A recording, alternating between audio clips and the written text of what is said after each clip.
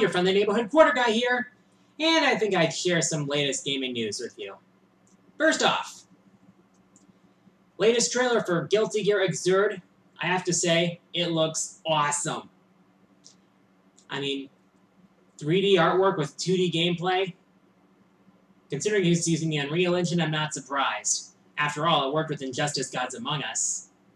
And I gotta admit, it looks hype as shit. We've also seen we're also confirmed that Axel Lowe is going to be returning along with... I know. Yeah, I know it's a dishonorable mention on my most hated characters list. Anyway, the game's coming out in 2014 for PS4 and PS3. That's good, since I'll be able to play it. I love me some good fighting games. I have to admit, that trailer gets me hyped.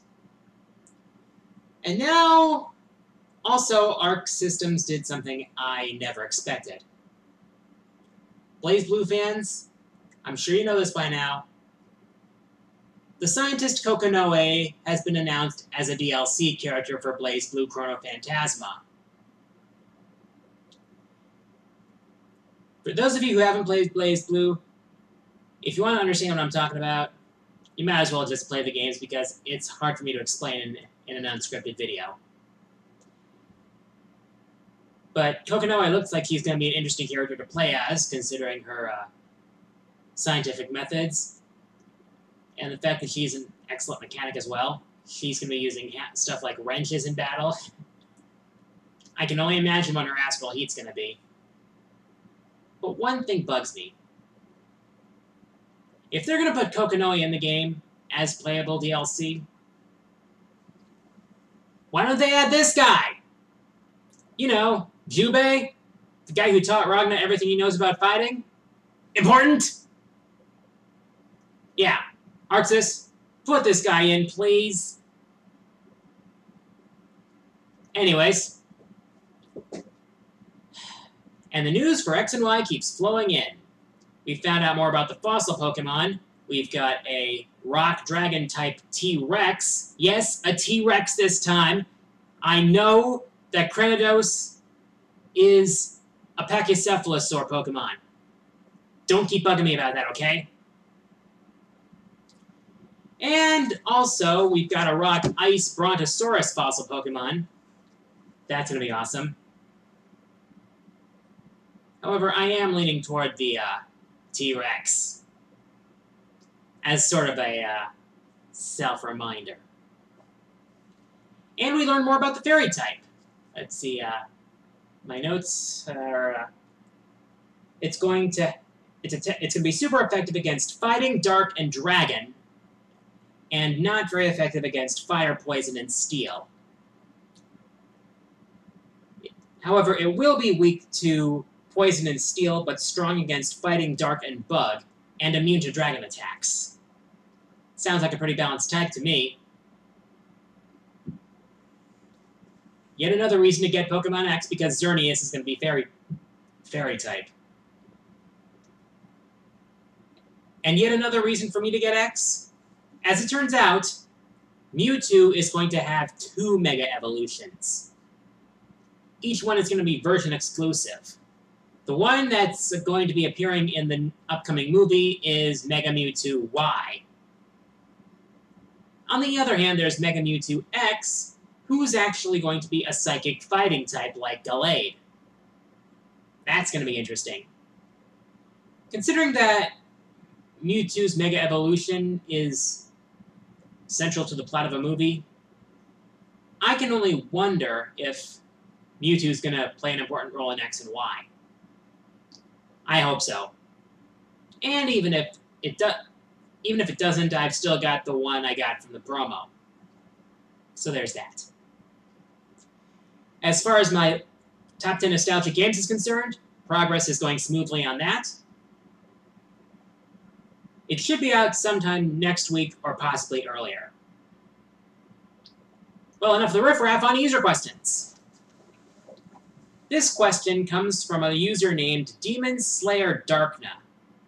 He asks, what Yu-Gi-Oh deck do you run, And what is your favorite Yukio archetype?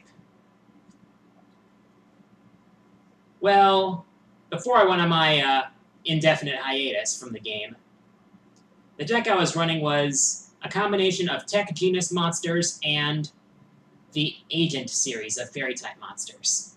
What I love about that deck is the swarming possibilities. I mean, you had the use of Venus, the Agent of Creation. You could get 3 Mystical Shine Balls on the field quickly to Xyz Summon number 96 Dark Mist or Gachi Gachi Gantetsu. That's a lot of fun, pulling Dark Mist out, knowing your opponent can't deal with it easily without having to bust out spells and traps or effects. Also, it had good destruction with Master Hyperion, as well as good lockdown capabilities with Archlord Christia being able to prevent special summons. Oh yeah. The reason I included a few Tech Genus monsters was for the inclusion of Dark Attribute monsters, so I could special summon Chaos Sorcerer. I wish I had a Blackluster Soldier, though. Would have made things even better. As for my favorite archetype, bar none, 6 Samurai. I loved them when they first came out because of their teamwork abilities that could be used if another 6 Samurai was on the field. Grandmaster made things easier for them. Great Shogun Shien really hurt the opponent. And when the legendary 6 Samurai came out in Storm of Ragnarok, they became even better. With Kizan, Kageki, legendary 6 Samurai Shien, oh man, that was a lot of fun to run. Sadly, they're being crippled with the latest ban list, banning Gateway of the 6. God damn it. But I still love it. Next question comes from Aquashell11. I remember him. He asks, have you played Divekick? Yes, I actually have the PSN version. I have to admit, it's the easiest to learn, yet possibly the hardest to master. I mean, it's just a 2-button setup. I mean, one button jumps you into the air, the other one dives at your opponent. It's a simple mechanic, but it makes for loads of strategy. It's also available on Steam right now if you're so inclined. But if you want to challenge me on PSN, my PSN username is... I'll list it right here. Right down there. If you ever want to challenge me, let me know. Next question comes from PokeSega64. He asks, where would you place Patroclus on your hated characters list? Oh, Patroclus. Patroclus, Patroclus, Patroclus. Those of you who watch my videos may also be familiar with WeDude83 Rebirth.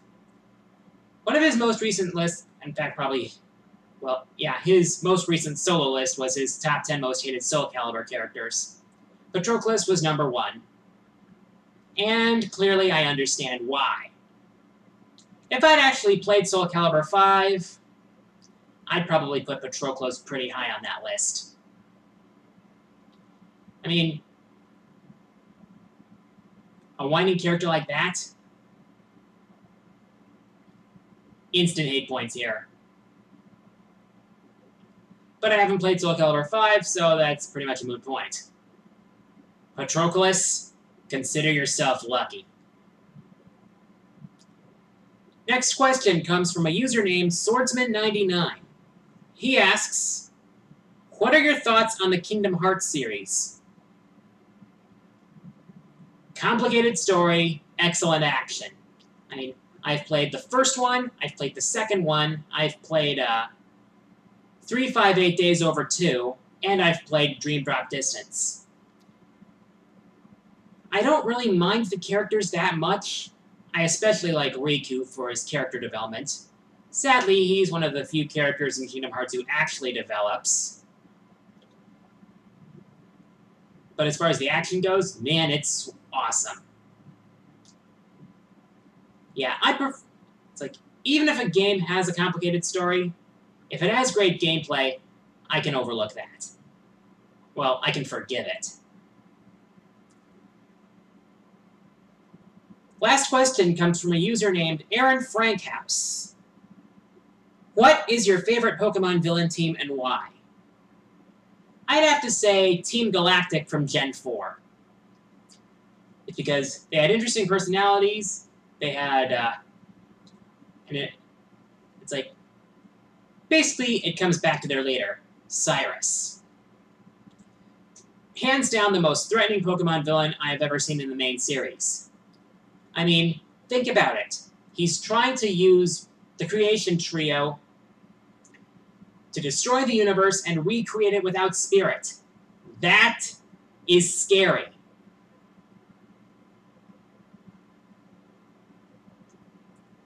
As for Team Player from Gen 6, we'll just have to wait and see, like the rest of it.